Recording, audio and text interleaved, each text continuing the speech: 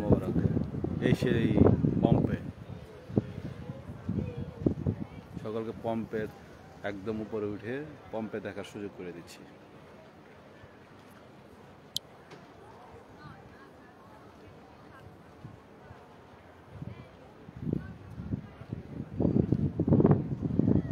পাহাড়,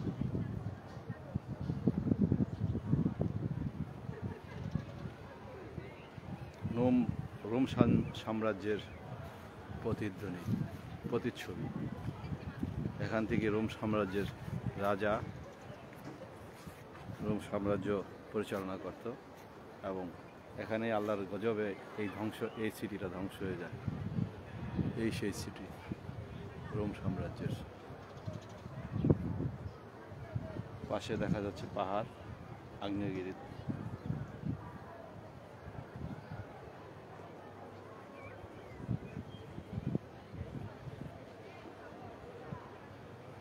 এটা 1400 বছর আগে সম্ভবত এখানে আল্লাহ তাআলার গজবের মাধ্যমে এই সিটিটা ঘুরে দেখলাম সমস্ত এত নির্যাতনের সেল এখানে। প্রতিটা নির্যাতন, অনেক নির্যাতনের ছোট ছোট ছোট ছোট ছোট ছোট রুম করে রাখছে। যারা তখন খাজনা দিত না তাদেরকে ধরে এনে অত্যাচার করে জবাবদিহি করে। এই সেই পথ।